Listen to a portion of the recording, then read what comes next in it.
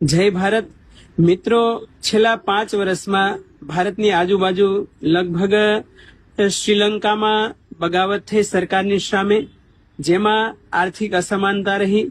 બાંગ્લાદેશમાં પણ વિદ્રોહ થયો, જેમાં નોકરીઓમાં અસમાનતા રહી.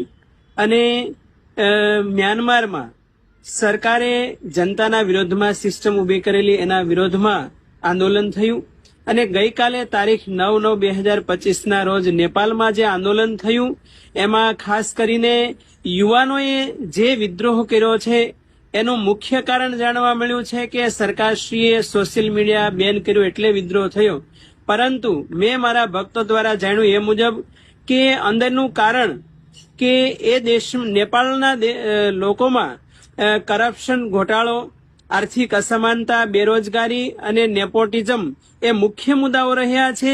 અને એના વિરોધમાં નેપાળની જનતાએ સરકારશ્રીના વિરોધમાં વિદ્રોહ કર્યો છે. અને નેપાળના વડાપ્રધાન ઓલીએ જોલી લઈને ભાગવું પડ્યું છે. અને લગભગ બધા જ મિનિસ્ટરોને જનતાએ છોડ્યા નથી. મિત્રો, યાદ રાખજો કે દુનિયામાં 3 પ્રકારની પબ્લિક જનતા જનાર્દન રહી છે. એક તો અન્યાયને સહન કરનારી, બીજી અન્યાયનું પોષણ કરનારી, ને ત્રીજું અન્યાયને જડ મૂળમાંથી ઉખેડીને ફેંકી દેનારી. જ્યારે જનતાના માથા ઉપરથી પાણીનો રેલો આવે